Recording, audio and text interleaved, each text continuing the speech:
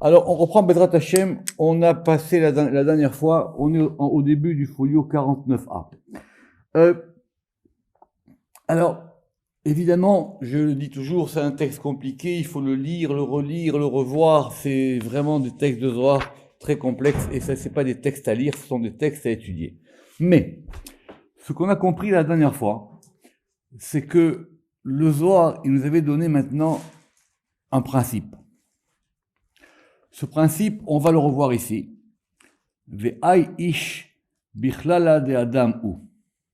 Ce degré de ish, il est dans la totalité de Adam. Ça veut dire qu'il est totalisé. Ça veut dire qu'il fait partie. Il rentre dans un tout. Donc ça veut dire que, premièrement, ce degré de Adam et ish ne sont pas deux degrés séparés. Il faut bien que dans la création et dans les choses, il y ait bien une, je dirais pas une harmonie, mais en tout cas, il faut qu'il y ait quelque chose qui met tout ensemble. On ne pouvait pas avoir d'un côté Adam et de l'autre côté Ish. Bien que depuis le début, c'était ce qu'on pouvait penser. Et il a fallu aller jusqu'à chez Rabbi Shimon pour comprendre ça. Ça, c'est le premier point. Le deuxième point, c'est que maintenant que ce degré de Ish, il est compris comme faisant partie du degré de Adam, il faut qu'on examine comment ça fonctionne. C'est pas tout de dire tout est ensemble. C'est pour ça que le mot harmonie, il me plaît pas. C'est-à-dire qu'il faut comprendre comment ça fonctionne. Et le paragraphe plus haut, les deux paragraphes plus haut, avant qu'on arrive en 49a, le Zohar, il a dit, pour qu'on comprenne comment ça se passe en haut, parce qu'évidemment le en haut et le en bas, ils sont connectés, on va prendre l'exemple des Lévi'im et des Kohanim. Très bien. Donc on a dit le Lévi, pour des raisons particulières, il provient du din, c'est ce qu'on a dit ici, Lévia de Atou Maïsitra de Dina. Et le Kohen, Be'ai Kahana de Atamitra de Chesedila. Et le Kohen, il provient du degré de Chesed supérieur.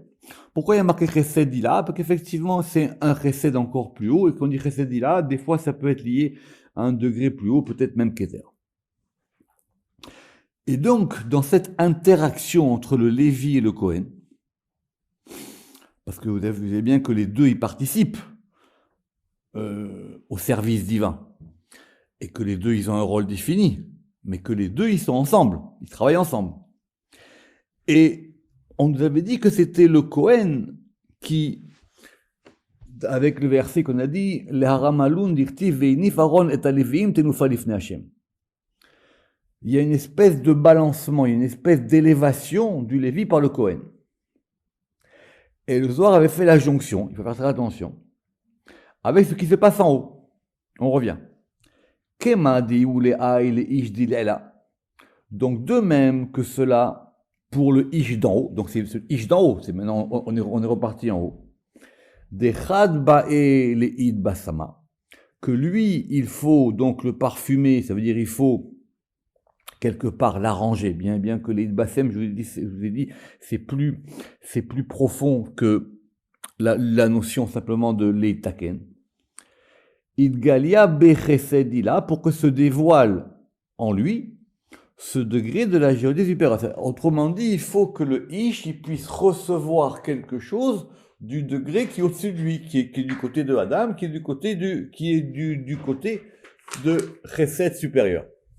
Et une fois que c'est fait, Veid Besam ou Mevasem ou Letata. Ça veut dire c'est Id Besam au passif, donc lui il est parfumé, c'est-à-dire qu'il va recevoir son degré. Et maintenant en plus, il va pouvoir donner le degré dans le degré d'en bas. Le parfum, parce que c'est l'expression du Zohar qui s'appelle les Id Basem. Alors, Matt, il pense que ça vient pas de Bossem, que ça vient de les Itiachev, que ça vient de raffermir.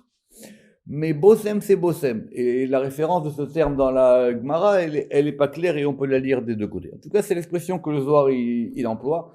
Et il faut faire évidemment très attention au langage du Zohar. Ve'ai ish bichlala de Adamu. Et donc, ce ish, il fait partie de la totalité de Adam. Et donc, on va prendre maintenant l'exemple de Kucha Berechou lui-même. On ne peut pas trouver mieux comme exemple. Donc, lorsque Dieu il veut mener une guerre,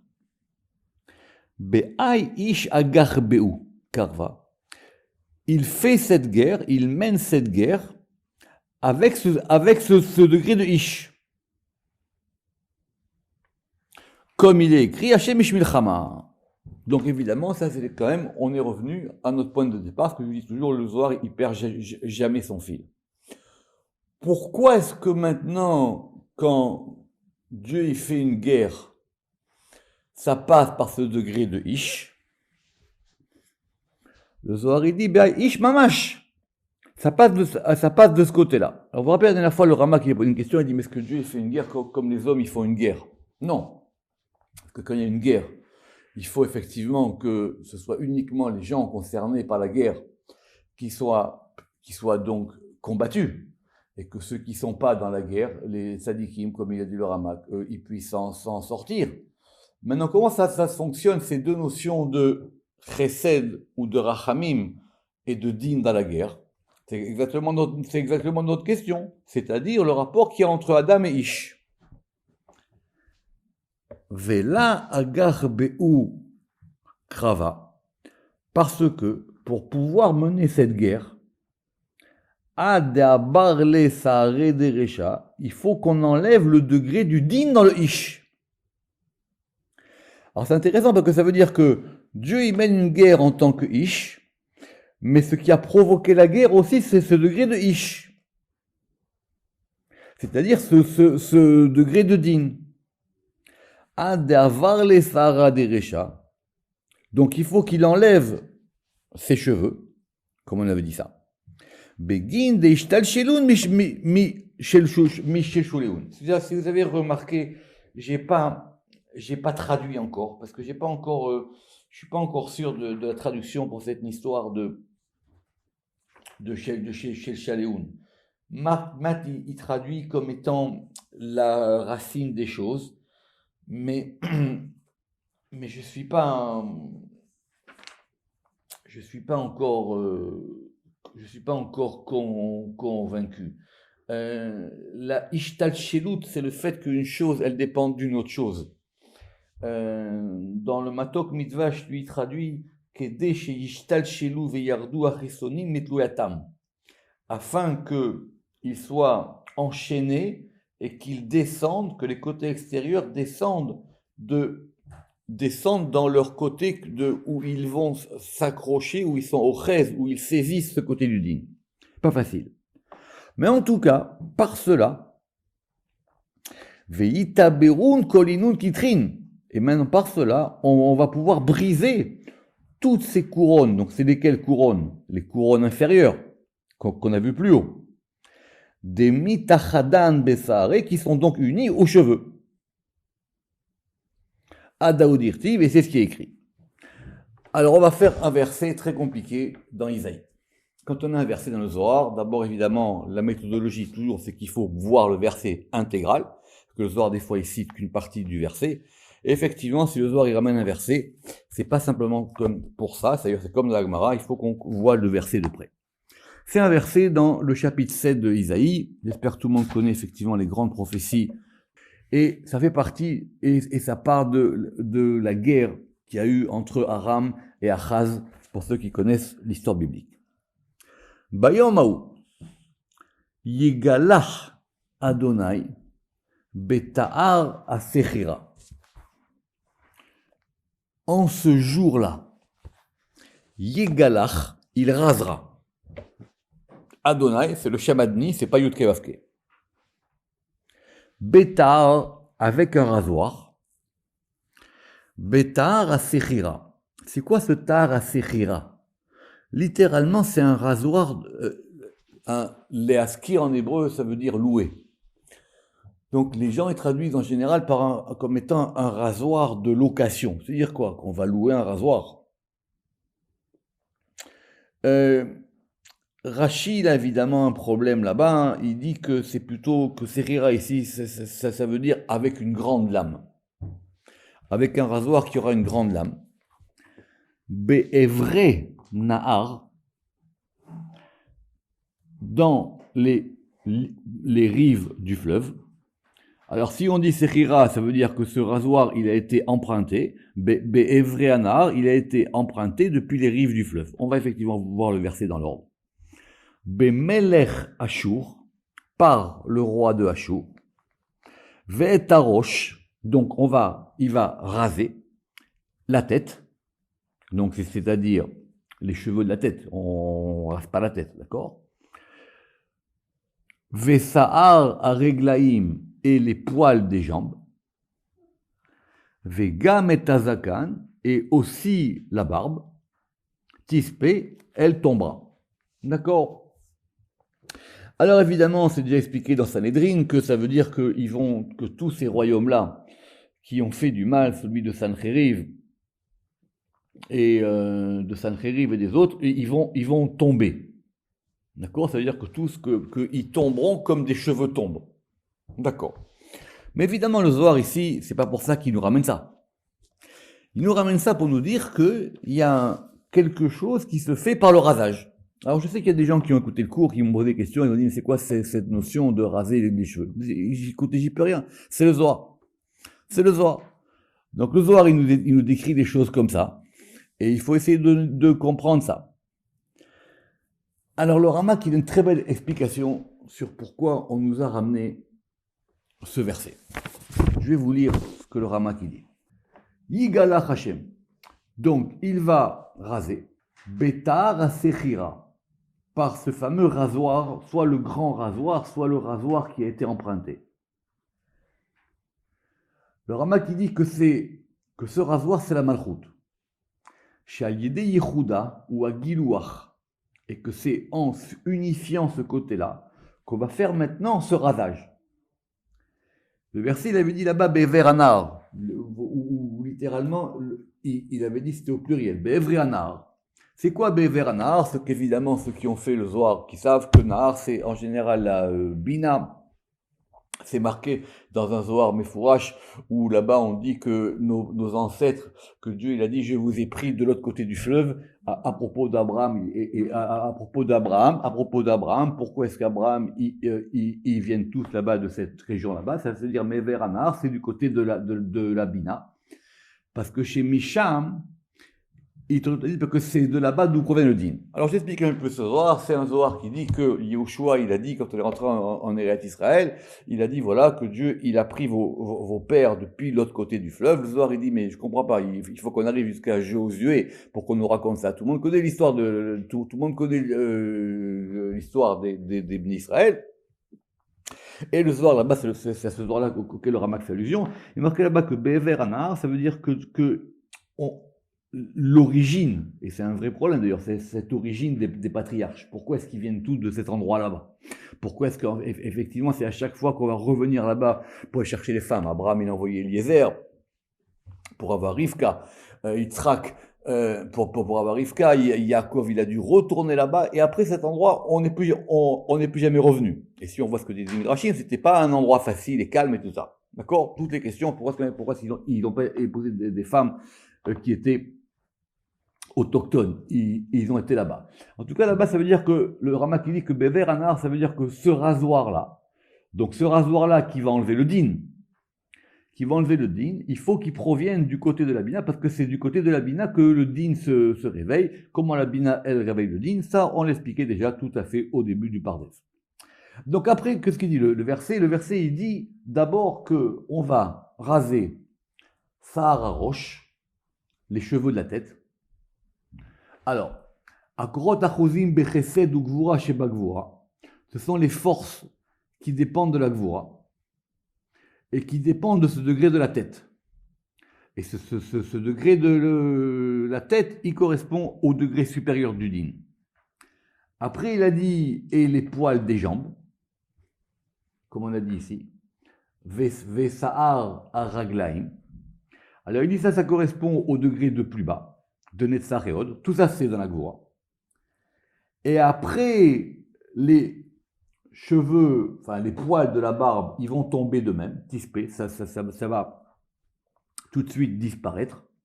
Alors il dit, ce sont ce principe des cheveux qui sont dans la gvoura elle-même, et donc tout ça sera enlevé. Donc à la fin des temps, par ce même principe de purification du din, c'est comme ça que toutes les nations contre Israël, elles vont tomber d'elles-mêmes.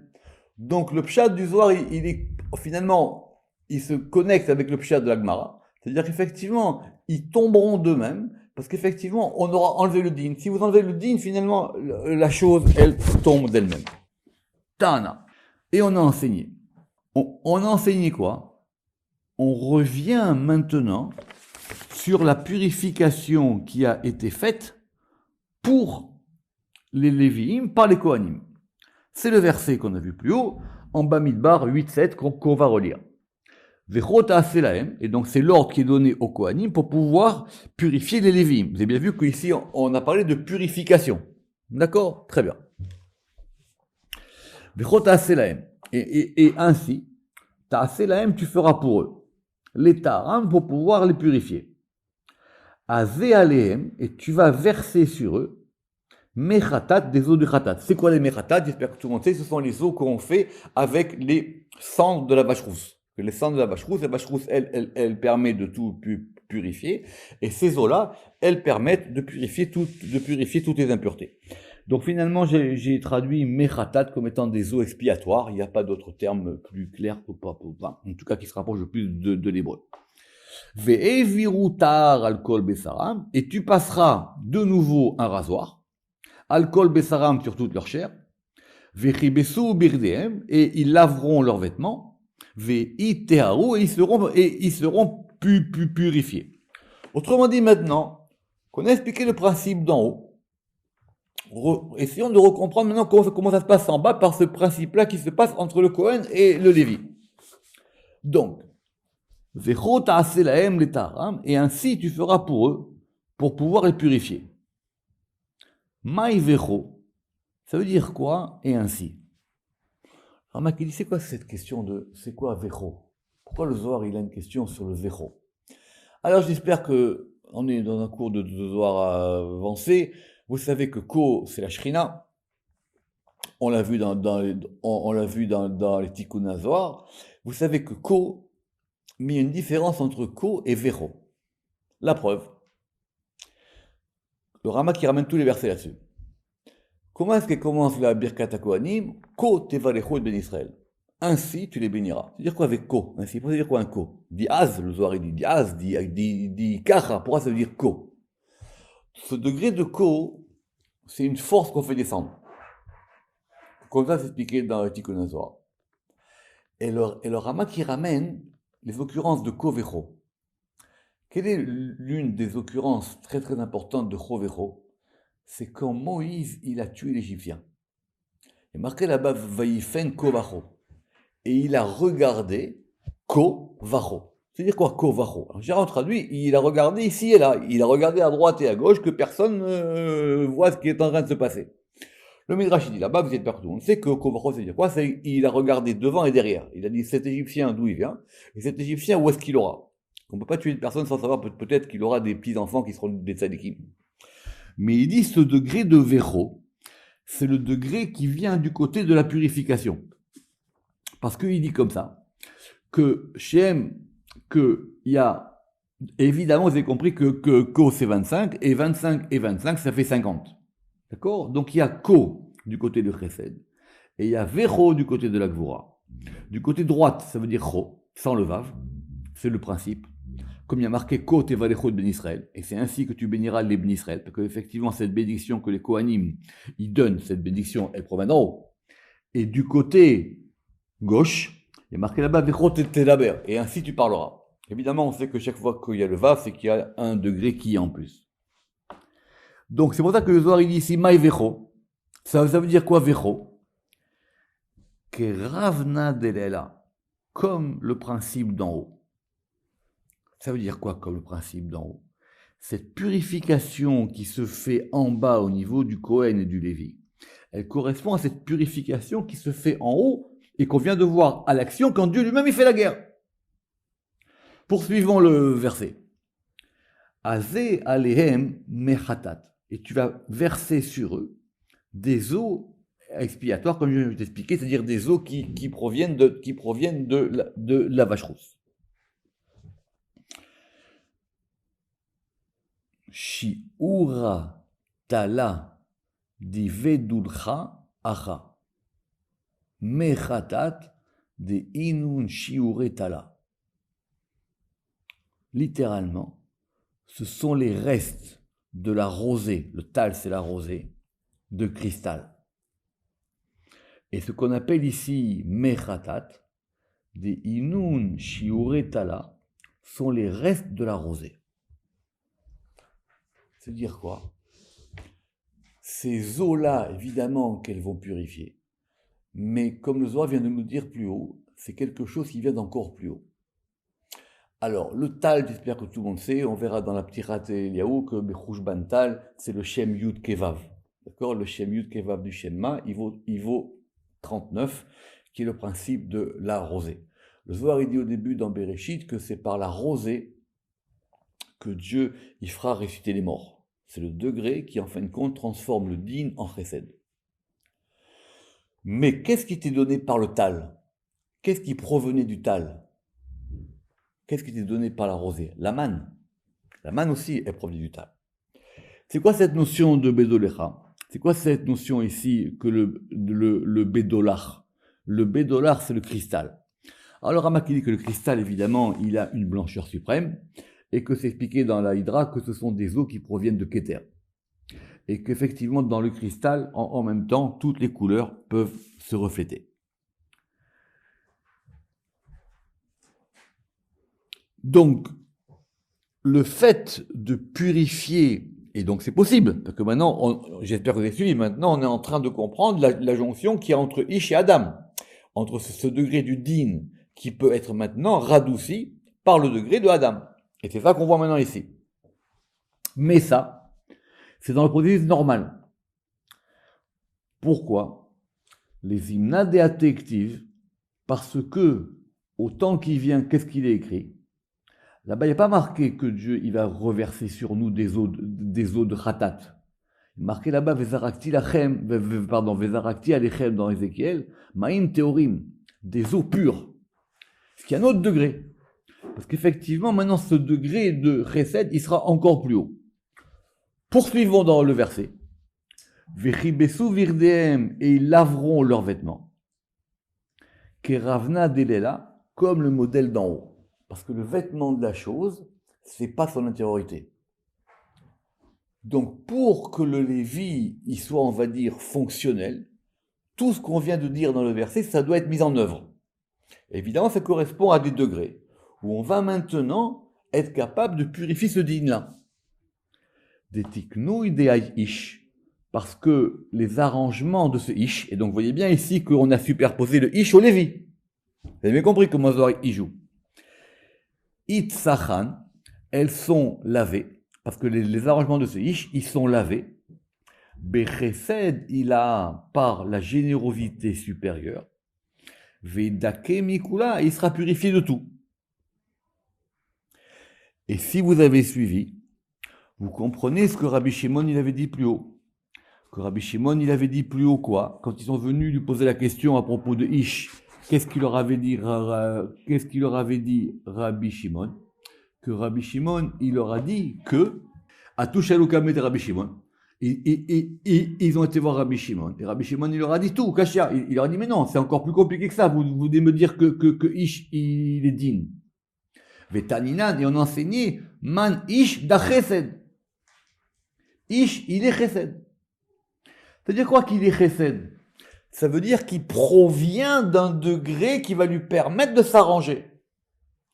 Et pour ceux qui ont suivi, c'est exactement le problème qu'on avait sur le premier verset du roi Salomon.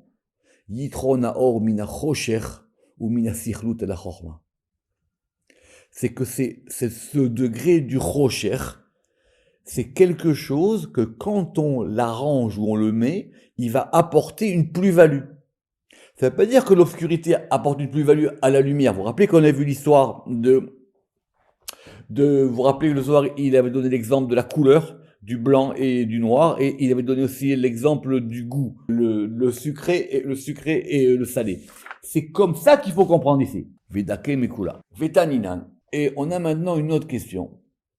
Dans notre fameux verset qu'on vient et qu'il faut relire et qu'il faut comprendre et qu'il faut apprendre par cœur, et que je relis. Vechota selaem, et ainsi tu feras pour eux. Les taharam, pour les purifier, les lévim. Azé aleem mechatat, tu vas verser sur eux des mechatat. Veviru tar al kol besaram, et ils passeront, c'est-à-dire les prêtres, un rasoir. Oui, veviru c'est plus un il, pluriel. Un rasoir sur toute leur chair. Vechibesu virdeem, et ils laveront leurs vêtements veitearu, ça veut dire qu'ils doivent être purifiés de tous les côtés par ce degré de chesed, et y compris pour le fait que maintenant même les vêtements ils changent. Dernière question du Zohar sur ce verset. Amai ktiv betar velo misparaim. Pourquoi maintenant tu veux un rasoir? Prends des ciseaux. C'est intéressant parce que ceux qui connaissent la halakha, ils savent que pour les hommes, le rasoir il est strictement interdit. D'accord? On ne peut pas se raser avec une lame. C'est strictement interdit. Et en général, on donne des explications, on dit que la lame ne peut pas toucher la peau, etc., etc. Et on voit bien ici que le soir, il pose la question, il dit, mais si tu veux vraiment les raser, prends des ciseaux. Pourquoi tu veux maintenant un rasoir? Et là, Mishum de itavar sahara beshorshoy. Parce que le rasoir, il va plus loin. Le rasoir, il va complètement enlever je ne sais pas comment on appelle, la racine du poil. Il va complètement enlever la racine de la chose. Et la mishum de tavar sahara beshorshoy, pour enlever le poil dans ses racines. Veitaverun mine, et en enlevant ça, on va maintenant enlever de lui toutes ces fameuses rigueurs inférieures. Michel Chouléoun, et la même question sur est-ce que ce Michel Chouléoun, ça veut dire ou pas les racines. Ou les imna, des id kashirun ou vadin les tata. Et donc maintenant, quand ils auront conformé leurs actions en bas, Zamin kuchabrichu sarada la verele. Le Saint béni soit-il, il va enlever ce poil, ou le mégliché, et il va le raser, pour qu'il ne pousse pas et ne grandisse pas. De là, Ismar ve'irbe. Dirtiv, comme il est écrit, Ish ki imaret trop chaud, lorsqu'un homme, il va perdre ses poils. Et qui était le début de notre verset, tout le début du Zohar. Et là-bas, on a dit quoi? Ish ki imaret trop chaud, taor ou? Pourquoi taor ou? Parce que lui, il a tout perdu. Il a complètement enlevé le din. On ne va pas revenir sur l'histoire des cheveux courts et des cheveux longs, ça le Zohar, il a déjà posé la question. Mais le Rama qui voit d'ici, et c'est là qu'on voit la vérité, qu'il y a des gens qui savent bémettre, qui ont une chorma dans le Zohar, il dit, si j'ai bien compris, donc il y a 3 degrés. Il y a 1 degré des ciseaux, il y a 1 degré du rasoir, et il y a 1 degré où quand les cheveux ils tombent tout seuls. Parce que même si vous rasez avec le rasoir, ça repousse. Et ça repousse. Mais, c'est ça qui veut dire ici le Zohar. Où les imna et kankte, des idkashirun ou vadin les tata, et lorsque maintenant les actions elles vont être conformées en bas, zamin kuchabrichu sarada le avrale, Dieu il va enlever ce poil même. Alors, où les mille gâchés, peut-être ça veut dire qu'il va maintenant être lisse. Begin de la ismar ve'irbe, pour qu'il ne pousse pas et ne grandisse pas. Donc on parle de quoi? De ce cheveu-là qui est le din. Dirtiv qui m'arrête trop chaud. Lorsqu'il va être guimaré trop chaud. Si c'est comme ça, nous, le verset là-bas, comment on l'avait compris au début? On avait compris que c'était simplement un din dans Metzora. À savoir que si un homme maintenant il a sur lui une tache, et que maintenant il perd les cheveux, alors du coup, maintenant le Kohen, il va dire, lui, il est Taor. Mais le Zohar, il a fait attention que c'est un futur qui m'arrête. Ça veut dire, c'est pour ça qu'il a dit, au temps futur. Au temps futur, on va enlever tout le din. il n'y aura plus du tout de din. Ce din-là, il sera plus là. Et donc effectivement, on n'aura plus besoin de passer par là. Normalement, le texte du Zohar, il devrait s'arrêter là, puisqu'on a fait la jonction avec le verset du début. Ish qui est trop chaud. Mais il se trouve que le Ramak et d'autres, ils pensent qu'il faut continuer. Donc c'est ce qu'on fera la prochaine fois. En fin de compte, on va presque finir le DAF. On va finir le DAF 49a. Et on va reprendre Bezat Hashem à partir de la semaine prochaine tout le principe du din à propos des Lévi'im et donc de Korach. Baruch Adonai Le'olam. Amen ve Amen.